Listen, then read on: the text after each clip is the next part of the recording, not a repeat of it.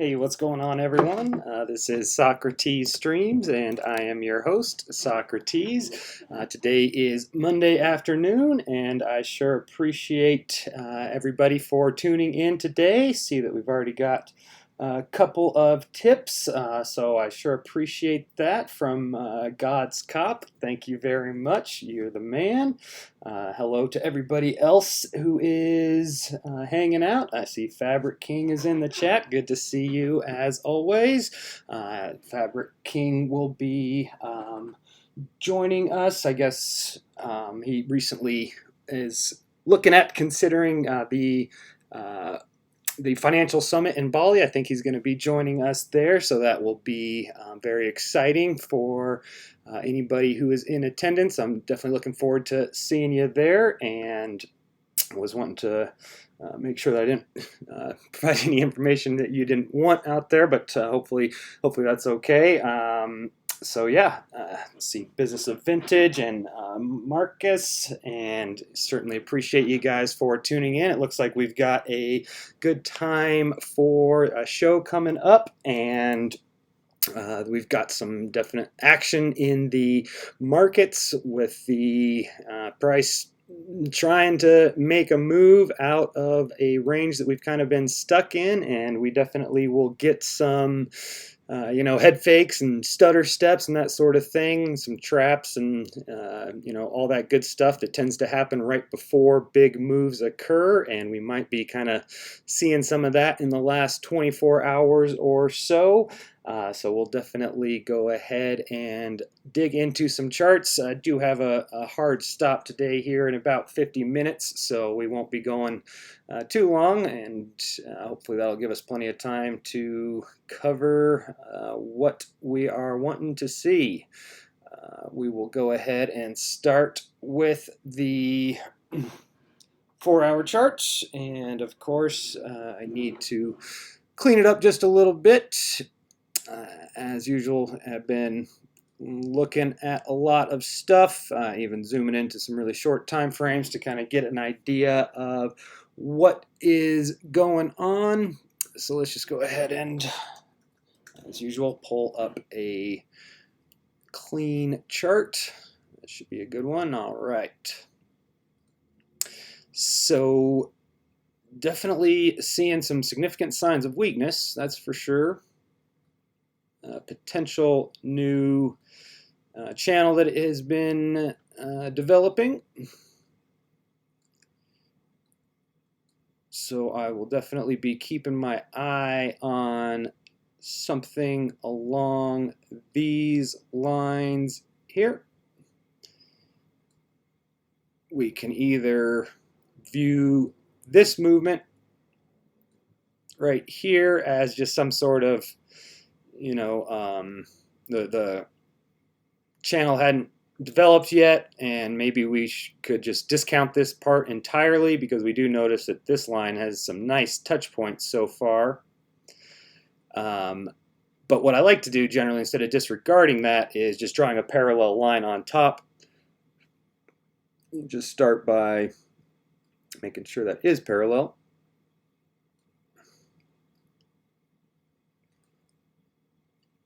And now if it does break through the top of that, I would definitely be keeping my eye on some resistance being found from this line. But as it stands right now, would just be paying close attention to this guy holding. We do see that we have some horizontal resistance coming in here,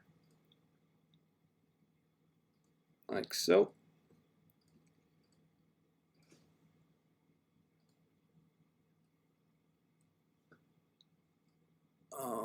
Alrighty. So that will be definitely kind of potentially right here is a bit of a stutter step, head fake, that sharp move that we got in 4 hours. I was on Block TV this morning, and that's early in the morning for me. Let's go ahead and get this guy over here. I was basically just get up, take a shower, slap myself in the face a couple times, and then hop on, and was kind of surprised by the action in this candle here. We had this significant horizontal breakdown on this 4-hour candle here, and I really wasn't expecting this bottom trend line to hold because I was primarily viewing this as a broadening top that after we've got 1, 2, 3, 4, 5, 5, 4, 3, 2, 1 touch points, that following this this last one right here, I was expecting this to break down, and now maybe I'm realizing potentially how I was mistaken, just maybe miscounting a little bit, because this was only 4 or maybe it's weird because this right here should have come down and touched. That would make it 5, 4, 3, 2, 1. So potentially that's where I was kind of misestimating that this should be the final touch point of the broadening top, since we didn't have this one actually come down and touch following this guy. So now we do have another touch point for that. And that sure made me wonder, holy cow, are we going to send this thing from here all the way back up to the top of this megaphone sort of pattern? Certainly realistic. I mean, there's no reason necessarily why not. The reason why I was so curious about that is due to how it would have gotten us out of this downtrend line. For us to retest the top of this megaphone pattern from here, we would, have to break through this trend line here. And this is kind of, I think, where a lot of people are looking at. If we can break through this trend line and definitely get up to 11,000 or so, that would be a significant buy signal for a lot of people. I would be waiting for further confirmation myself, but definitely that would be where I would be very inclined to think that the price is ready to make a strong move to the upside.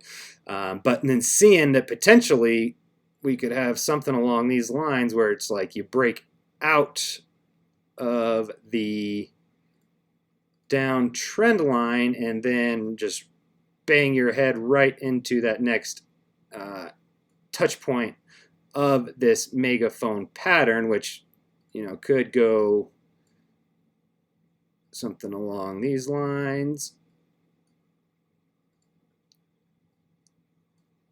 And we'll have to zoom out just a little bit. Something like that could definitely make a lot of sense, and I'm just going to draw a number of arrows here just to kind of give you an idea of what I was looking at and kind of considering, at least mentally, would be the bullish perspective, and then the nasty, nasty bull trap perspective. If we maybe make this one dotted and do something like that. And I know a lot of people will like to tell me that it doesn't help much when you are looking at a bunch of different scenarios, and to each their own. If you get frustrated by analysts who are constantly looking at different options in terms of it could go up from here and it could go down from here, if that's the type of thing that frustrates you, then I probably won't be a good person to follow in the long run, because this is definitely something that's very important to me, is mentally preparing ahead of time for multiple outcomes, multiple situations, so that when the worst thing that can happen in my mind is getting caught off guard. So when the market is in this sort of area where there's a really big fight going on between the bulls and the bears, and a lot could happen in a very short amount of time, I want to make sure that I'm not married to, one side of the trade, or, think that I know for sure where this thing's going to go. And then if it doesn't, I really get caught off guard. And that's really what gets people in trouble more than anything else, is when you're caught off guard. Now you're kind of feeling anxious and freaking out. And if you're emotional and making decisions under that mind state, you're absolutely going to make mistakes. Whereas if you're doing a good job of trying to prepare yourself mentally ahead of time of like, okay, there's definitely, a good bullish argument to be made off of this bottom trend line. If we can use it to support and bounce right through and create a new local high above 10,930, then what? Does that mean that for sure we're going up and we're going straight to the moon and everybody's going to be going to the Lambo dealerships in a matter of no time?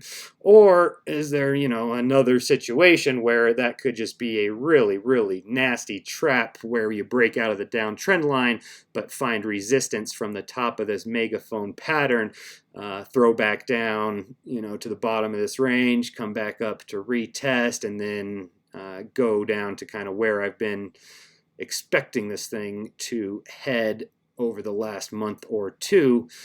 So that's really what I was kind of looking at, and now I'm very interested by the rejection that we have gotten from horizontal resistance, which has now kind of made this look like a pretty darn attractive pattern to follow.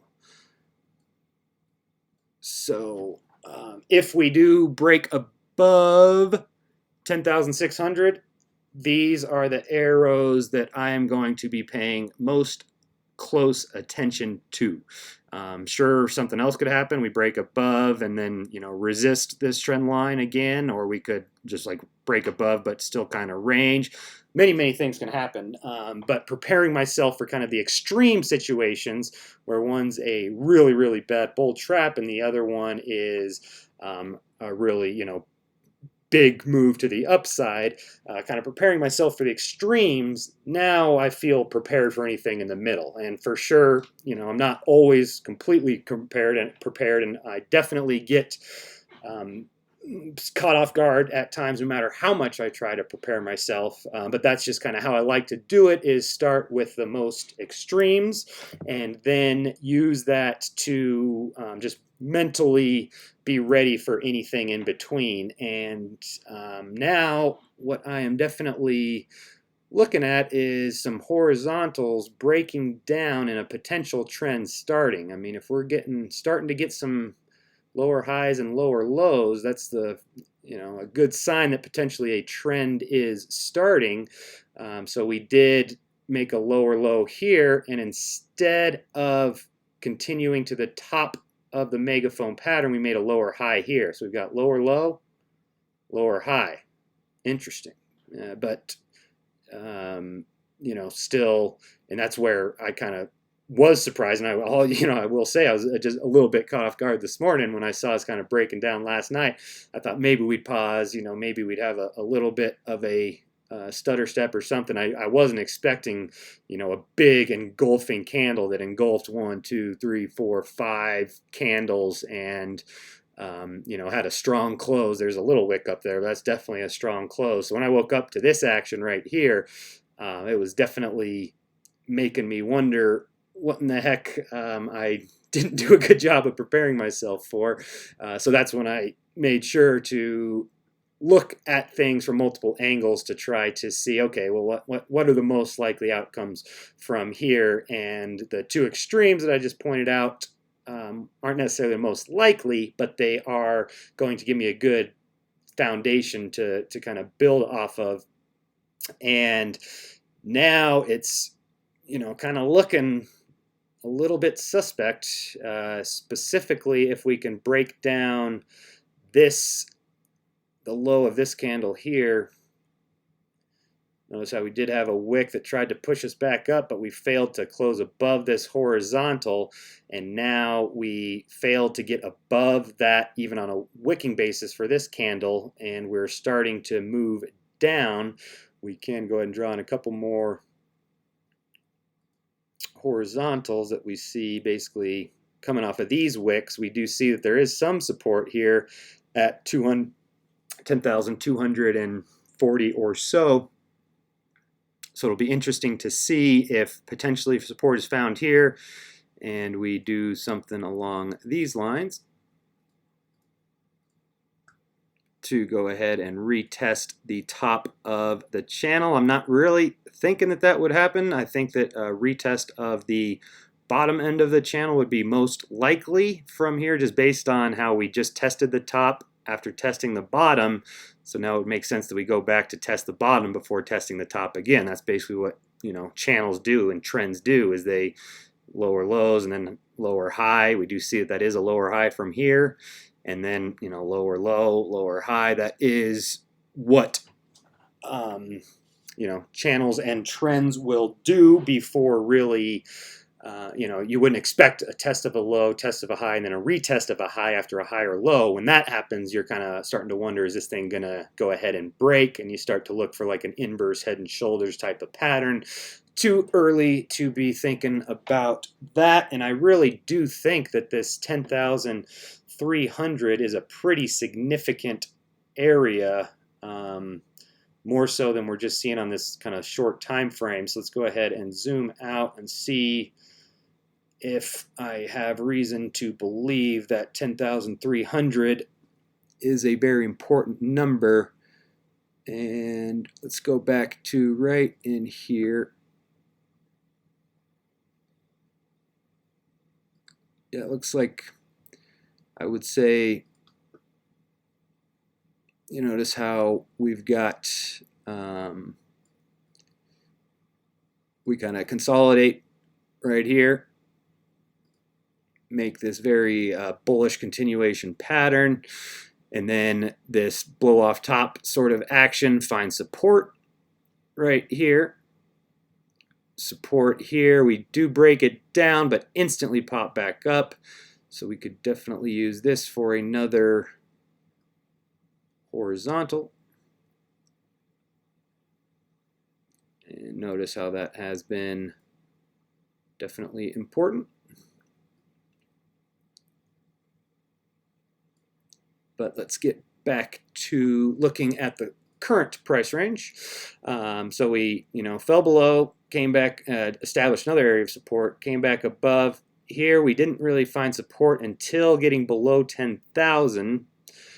Here we do consolidate this area for a while and break it down, then bust right through it, so no support or resistance here. And then here's where it kind of starts to get interesting. We get above this area, but just very briefly, and then we turn it into resistance here. Try to turn it back into support here, but really looks like it is very much struggling to do so. So basically, if that does hold as resistance, which it currently looks like it is, then I would be expecting a move down below 10,000 just based on horizontals. And we noticed that, you know, here it tried, it resisted pretty cleanly, wick above.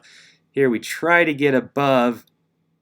Here we fall below, try to get back in, but, you know, this looks like a rejection to me.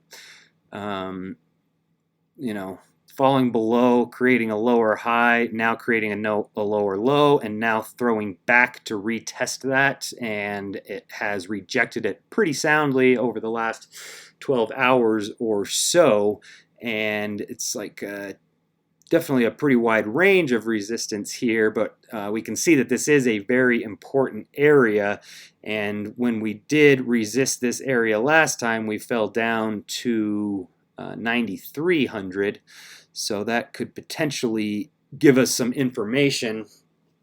And let's go ahead and take a look at the ADX, which is going to help us see if this is a market that is ready to trend or ready to just stay stuck in this range. And very interesting. So we do see that we've gotten some divergence on the DIs right in here. And let's see how those compare with this recent price movement. Take that out. Take that out. And we see that this spike right here really didn't do much. It looks like the plus DI did get a little bit, and the negative kind of came back a little, but look how quickly the bulls have kind of shied away. I mean, they tried to come up, but right away they just started to pull back. This shows buying pressure decreasing basically as we got up to test resistance. So that's a pretty good sign that this is, going to be holding as resistance. If when the price gets up there, the buyers just, disappear, well, that, and this isn't necessarily saying they disappeared, but they definitely started to pull up and shy away a little bit when really you would hope that they would be coming in strong, coming off of this kind of pivot low and making a nice rally with a big engulfing candle. That is where we would expect some buyers to follow through in a pretty significant way. And instead, they fell off, and the sellers, the supply increased up there and demand decreased. Now, we do see that the sellers are starting to decrease a little bit, but the buyers aren't stepping up to the plate either. So this is something that it looks like we're getting close to starting a trend. With the ADX getting ready to cross 20, that is the indication that we are, at the beginning stages of a trend.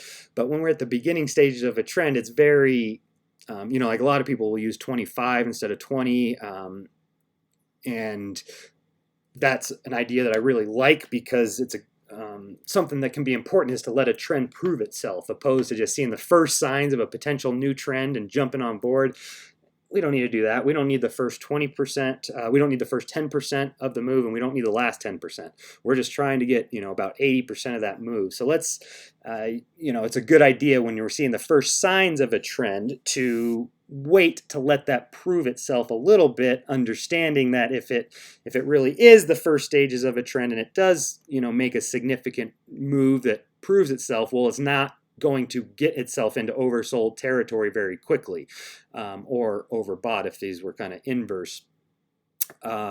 So that is something to be thinking about, is that if we do make a sharp move from here and this ADX does pop and the DIs diverge, it would be then really looking like we are ready to trend. Right now, it's very suspect. I want these DIs spread out. If the ADX was still right here and the DIs were really spreading out, that would make me think we're definitely, or we're highly likely ready to go ahead and trend and break out of this basically sideways market. Let's just go ahead and see what the the range that we're in right now is.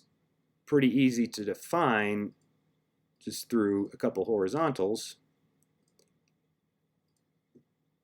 So in my opinion, this is the range that we are basically caught in. And if we're really ready to trend, then we will want to get out of this range. So again, if we fall below this bottom territory, a lot of people will be, thinking it's oversold and moving into buy, whereas I would be much more inclined to think that ADX would be in a strong trending territory, and therefore it would be, not yet oversold and just now breaking down support, which, breakouts and breakdowns can be good spots to enter. They generally provide much higher strike rate than if you're trying to set up a position, while you're stuck in this range and very vulnerable to getting chopped in and out. Same could be said just about the ADX is, if you are waiting for it to be, say, like around 30, then you're probably going to have a much higher strike rate than if you are entering down around 20 or 25, but your risk reward is going to be much less favorable. So that's the balance that always need to be thinking about is, do you prefer strike rate or do you prefer risk reward?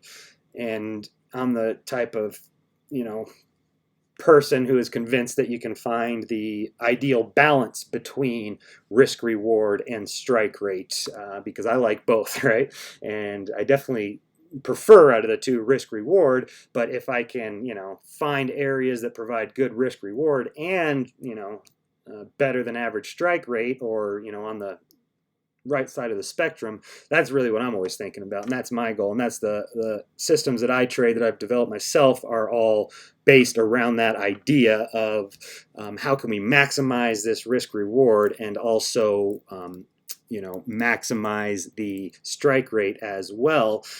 So that will give me an opportunity to promote an upcoming show on Wednesday. I'm doing the live coaching sessions with Gabriel Harbor, and we are going to be kind of switching on and off who will be trading. And this week it will be my turn to log on and pull up some real short-term time frames, so that we can hopefully make a number of trades within the same hour.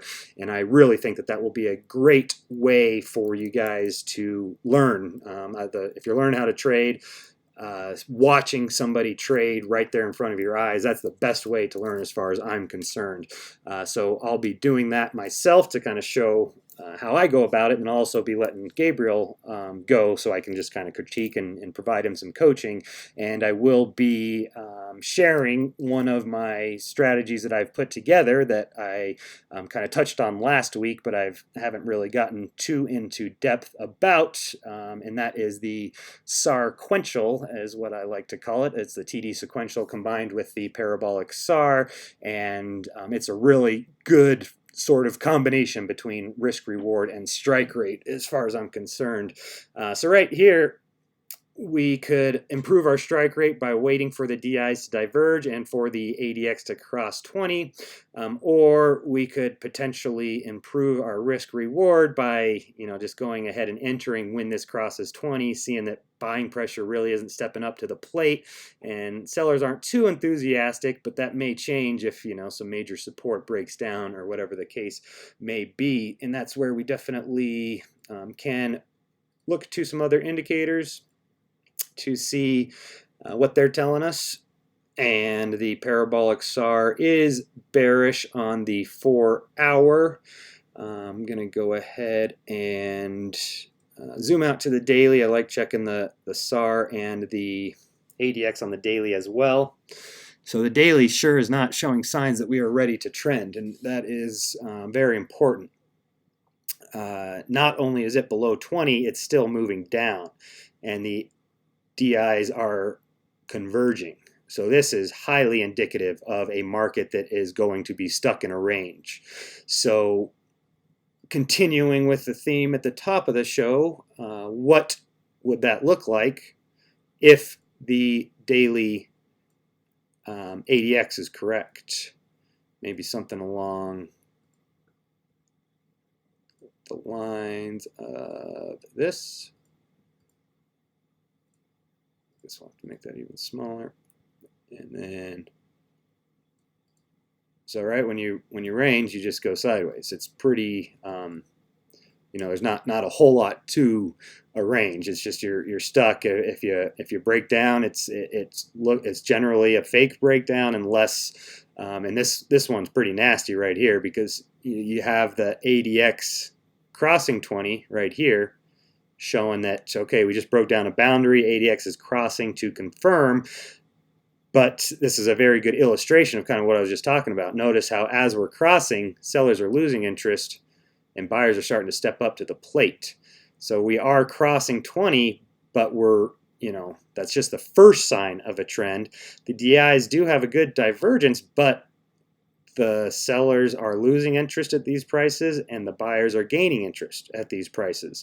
And then sure enough, what happens is the ADX just rolls right over as we continue in the range. So that's what happens is, generally it will just look like we're ready to make a move out of the range. And if we do, it's often can be a trap. And that's where we see that, maybe entering in here is going to be a little bit better risk reward. If you're using the SAR for a stop loss, or maybe right here, horizontal, whatever the case may be, if you're entering right here, maybe a better risk reward. But if you're being more interested in the strike rate, you're probably looking at, well, let's wait for further confirmation. The ADX, is looking a little shaky. We're also at this other area of horizontal support. So let's just maybe wait for this guy to break down and then hope to see confirmation from the DIs diverging as that happens. So both would be very logical as far as I'm concerned. If one person says, I enter when the ADX crosses 20 and I enter the trade based on where the DIs are, DIs above this one here, and often many people will look for confirmation from the parabolic SAR. As I understand it, that's how Wells Wilder would, he would use these together as confirmation of, okay, we've got the negative DI above the plus DI, we've got the SARs above the price, we've got the ADX crossing 20, we've got a close below horizontal support. I'm going to go ahead and enter. That, makes all the sense in the world if that's your strategy. Or if you prefer to get a little bit better strike rate and enter maybe down in here, if we break down 9,000, and then your stop loss is going to be a much more significant percentage, but the times that you get stopped out should be less likely. So this daily chart, and this, I think what we looked at last time, is there's a lot of time frames on the ADX which are really indicating that this market is not ready to break out of a trend. And really, let's go ahead. Break out of a range, excuse me. Let's go ahead and say that the range is like so. And range trading is definitely something I'm focused on getting better at. The bottom line is markets range 70% of the time. So if your trading strategy is only capitalizing on ranging markets, then there's like 70% of the time where you're either going to be wrong or out of the market. And I'm not in love with that idea. And if you were just to pick one or the other, you're either going to be a range trader or a trend trader. It makes a lot of sense to just trade ranges. If you're stuck in ranges 70% of the time, then you can basically have a pretty darn good strike rate by drawing horizontals and buying support and selling resistance. If you believe that markets range 70% of the time, which I thoroughly believe. And what I like to do here is kind of draw like sort of three lines, like a kind of like a green light, a yellow light, and a red light. And yellow doesn't look good on this chart, so I just use orange. And what this kind of shows me is that, okay, here's the bottom of the range. That's like green light for buyers, as long as the ADX suggests that we should continue to range. Here's our green light. And if we buy, here's our yellow light, where it's like we need to be taking some profit on this horizontal, because we have no idea if it's going to find resistance at this horizontal or if it's going to continue up to this one. And so we kind of have a green light, yellow light, red light strategy, where we see that this is a significant area right here, and this is a significant area right here. And we can see that, we'll take maybe 50% profit at the yellow light and maybe 50% at the red light, or, maybe you can adjust those percentages how you like, but that's definitely, just a pretty straightforward way to look at ranges. Is generally there's going to be the high point, the low point, and then a middle point. And generally you expect those points to get respected. And this may not fall exactly in the middle of these two, but it is the most important boundary line based on prior horizontal support and resistance. So if I was really looking at this as a range, this could have potentially been a really good spot to go ahead and go long, or at least cover shorts. But I really wasn't. I got trapped there. I was thinking that we were ready to trend due to breaking down this horizontal, which I was viewing as a symmetrical triangle with a pretty significant measured move. And then, we did have the ADX crossing 20 specifically. Let's take a look at the 4 hour. When the daily looks like it's crossing 20, that's when we can kind of look at lower time frames for confirmation. If the daily's trying to cross 20, well, what's happening on the lower time frames? Are they doing a good job? And here, this is a pretty damn good job, if you ask me. It's like we smashed through 20. We're not oversold based on the ADX below 50. We are seeing nice divergence in the DIs. So, I thought that we were ready to trend right here. We weren't. I was wrong. If I was confident that we were, going to be stuck in a range for a prolonged time, then potentially looking at just drawing some horizontals and using that to go ahead and trade this market until the ADX has really made it look like we're ready to trend would have been a really good idea. It may be too late now, or maybe this was a good selling opportunity up in here. Who knows? We will have to wait and see. But as based on the ADX right here, this is highly indicates that we're going to continue ranging, which could mean between these two, it could mean we go up here and back down. That can change very quickly, and it probably would if we made a strong breakthrough of that trend line that's right here. So, realize how quickly this thing can change. Like right here, very much a ranging market, and then we break through, we kind of roll up and see, we get the divergences. Let's just draw this in here.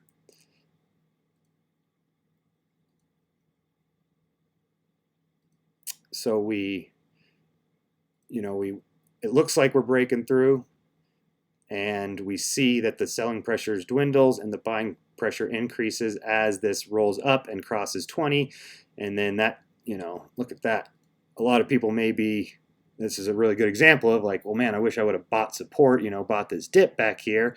Well, yeah, that provides great risk reward, but the strike rate leaves a lot to be desired. Whereas if you get this candle right here, because we're crossing 20 and you see the buying pressure increasing and the selling pressure decreasing, well, you did just fine, and your strike rate probably in the long run, think about in the long run how many times you're taking losses down here and how that nets out at the end of the year, versus if your strike rate is really high and you're making a little bit less on the moves up.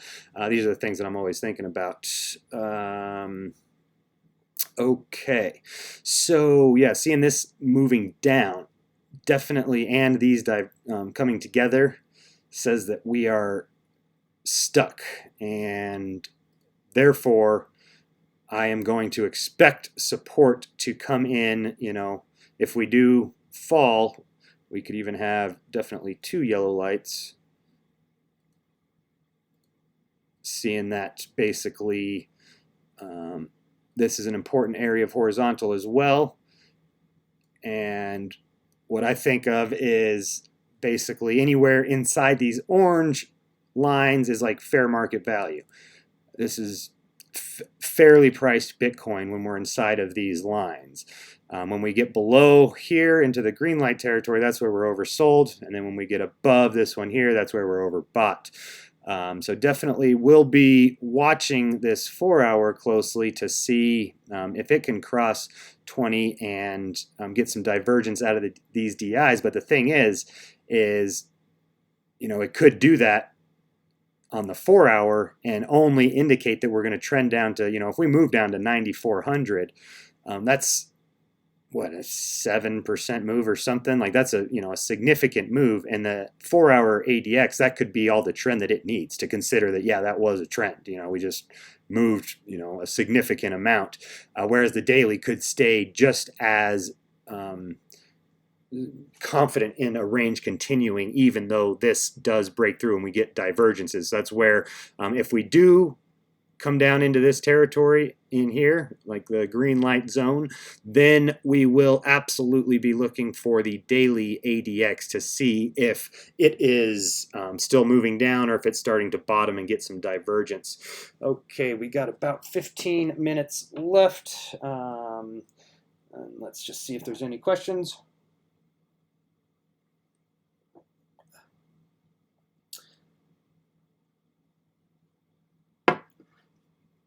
And seeing some tips, I sure appreciate that. Thank you very much, Business of Vintage.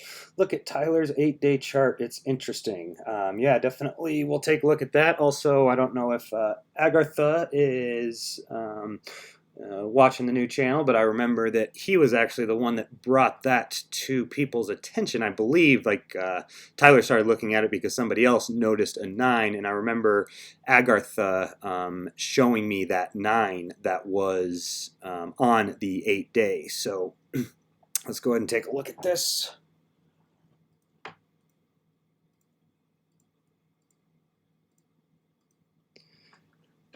And it's definitely interesting how the 8-day looks a whole lot more like a bull flag compared to a descending triangle. Call it a bull pennant, which is kind of what the monthly looks like. And you can do what's even more bullish than a bull flag is a bull flag with a parabolic pole. So let's take a look at that if we can. Where is my curve? There she is. So let's just do something along these lines like so. And then one more like so. I mean, if this thing does break to the upside, I mean, there's a lot of reason to be quite bullish. And this is a good example. We've got a pennant following a parabola, which shows that potentially support has moved up, and we've consolidated and cooled off, and now we're ready to trend again. You got to wait for this thing to break one way or the other before being, very confident at all in either direction. But as it stands on the 8-day, it's amazing how just from a 7-day to an 8-day changes that whole sort of setup. And I mean, you could still draw it as the descending sort of triangle, but still that's like a flag to me based on how high and tight we're consolidating compared to how long the pole is. That's what I'm always looking at. So I on the 8-day would be inclined to draw that as a parabola, and I'd also want to take a look at the fib to see where it has found support. And I really like my flags to find support above this area, the 0.382. So seeing that it has retraced 50% of this move makes me think that we should continue down to this next area here, which is very much in line with what other indicators are telling me.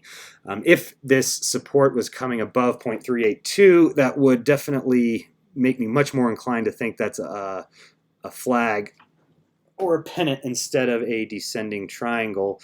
And we do see on the higher time frames that ADX has rolled over, at overbought territory at 50, rolling over. Price could still move up from here, but it would be likely on weak momentum. If price moves up and this pulls back, that's very similar to like a RSI divergence, where it's like you're getting exhausted, but you're still just getting a final squirt to the upside. And let's just make sure that the SAR broke on this time frame. I really don't care because I have to stick to the ones that I like, but it was good to see that. So hopefully that is covering what you are wanting. The MAs are turning up.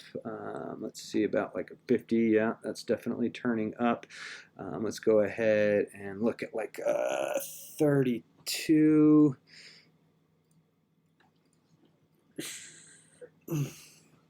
That's very bullish. The one thing that's still in the back of my mind is how the 3-day 200 is bearish.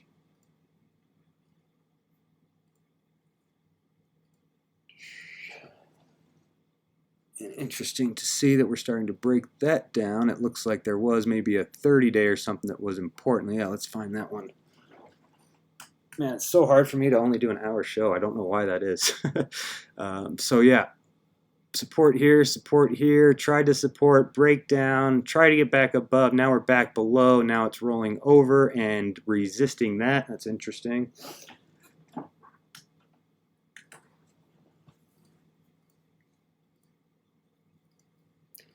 Look at that. That is just mind-boggling. So this thing is still moving down because it's having to account for all this action back in here.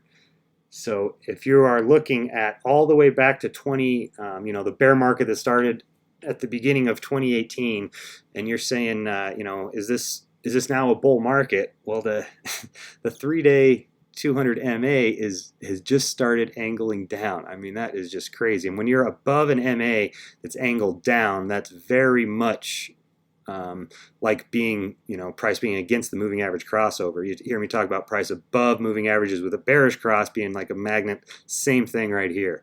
This is definitely something that has been quite interesting to me, seeing that action. I've never seen anything like that. That is wild. Okay, so I just want to take a look at some shorter time frames really quickly because we have had some action happening. And let's just kind of go to a 30-minute look to see what sort of action has been happening.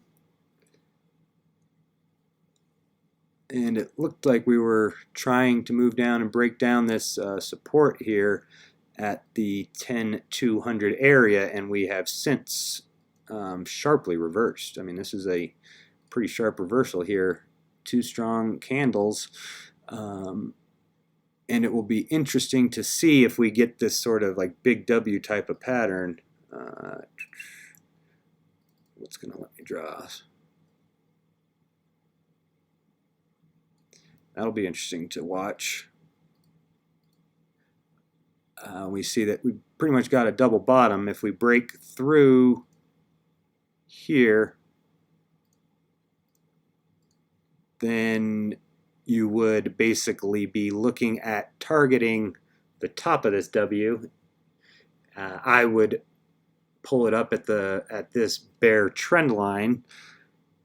So we'll definitely be watching close to see if that happens, and definitely want to take a quick look at some EMAs.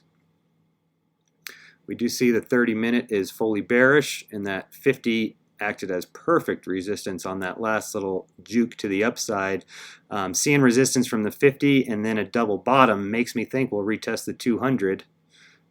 So maybe right up in here is an area to keep an eye on. You'd have resistance from the 200 and you'd have resistance from the top of the channel.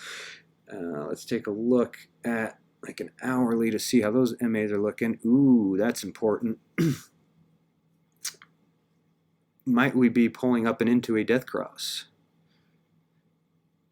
If we confirm this kind of W pattern by trading above 10,330 and then hit our heads right above on 10,340, that would be a pretty textbook pull up and into a death cross. And there is a little bit of horizontal that will be waiting there. So it does look like we are, trying to establish a bit of a double bottom, but we had price below these bullish MAs. We pull up and quickly pull back below.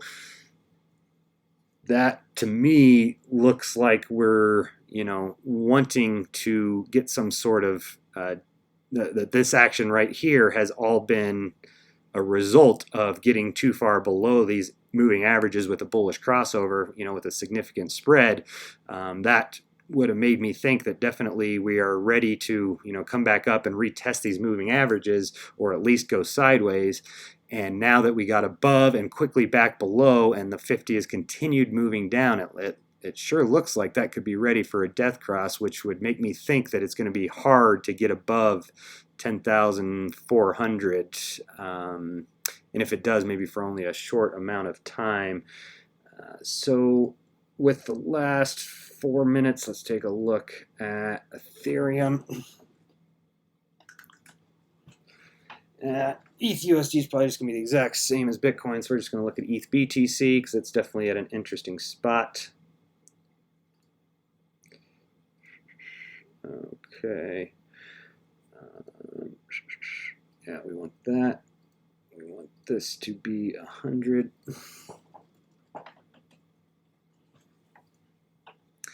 Close out that. Close out that. 4-hour chart. So yesterday this was just looking beautiful.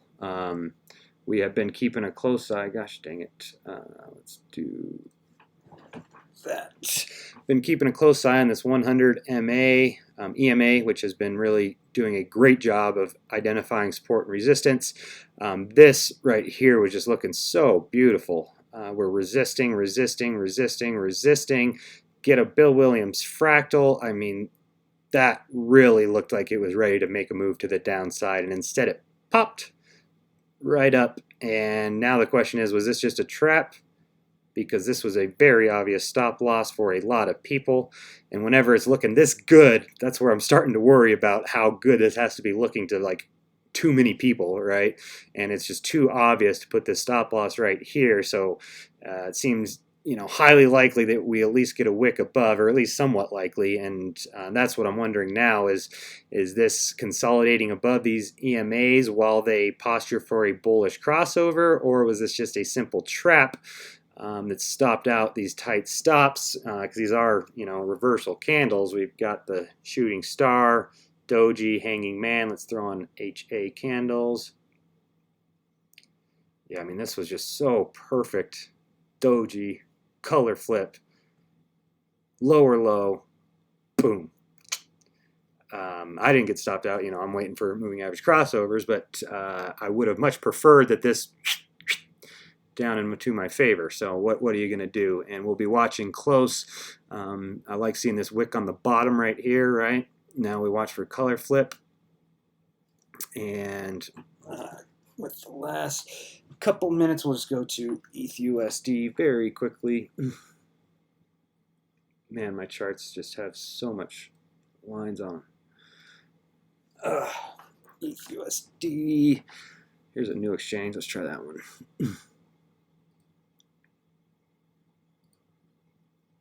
And this is just looking toppy as this is looking like Bitcoin, you know, a few days ago or so. And that's what I've been paying pretty close attention to is, remember Bitcoin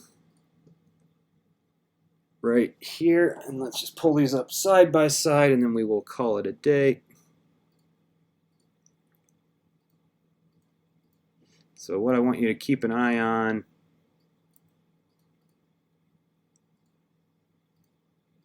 is that guy right there. And you see how we've kind of developed that megaphone pattern with 3 higher highs, and it you know, really gets a pretty decent reaction to the downside after it tries to break through. So right here, what do we got? We've got higher high and then a higher high with a very trappy looking higher high, right? So that's Bitcoin. It just had a, you know, kind of doji, and then boom, it dumped after breaking through horizontal. Here we've got lower lows. I mean, this just looks just like Bitcoin, just a few days behind, which is really making me think, feel good about my ETH BTC positions, is that, you know, maybe that's how it got this spike, and how alts kind of rallied against BTC, is if it's just a little bit behind what Bitcoin is doing. And this just looks very, very much like that right there. Right? And then what followed was a test of this bottom and then a lower high that found resistance right here, formed a bit of a Wyckoff pattern. So here we've got, you know, higher high, and then just a wick above that higher high that still resists from this trend line, and this wick is, you know, came down sharply, and, you know, it doesn't look that bad, but closing below this horizontal is definitely quite significant. So now, just based on what we've seen out of Bitcoin, something along the lines of that, and then Bitcoin kind of dropped after that, so we do like that. Definitely will be keeping my eye on this. Still am going to be taking more profit on my trade if we get back down to here, despite, you know, what I'm seeing in here. This will just help me prepare that if we break down this horizontal, it will really look like the market's ready for a downside. But Bitcoin told us that, you know, maybe it would just get a nice little bounce back up to turn this area into resistance right in here. So that is everything I've got for you guys today. I'm sure that there is a little bit more that I could talk about. I could listen to myself talk all day, I'm sure, if I wanted to. But I will have to move along for today. I really appreciate everybody for tuning in and for smashing those thumbs up button. Don't even have any thumbs down yet. Are you kidding me? That's pretty awesome. So I hope you guys got something out of the show today. Definitely a interesting time to be paying very close to the market and refining how you determine when a market is ready to trend versus when it is stuck in a range. If you can do that, you can have such a big edge over, the large majority of market participants out there who the large majority of them are always expecting a trend and always expecting it to trend in their favor, in a big way. So if you can first start with an understanding that markets range 70% of the time, and therefore more often than not I should be expecting markets to range, and I should have a very reliable method to determine when we are stuck in a range versus when we are really starting a trend, and when we are in a strong trend, and then when we are in an exhausted trend. Figuring out those things is pretty much what trading comes down to, as far as I'm concerned, combined with risk management. And that is why I love the ADX so much, because it helps me with all those things. So thank you guys again for tuning in. I will plan on catching up with everybody tomorrow. Tomorrow will be Tuesday, and I'll be back normal time in the afternoon, right around the time you're seeing me today. So we'll look forward to it.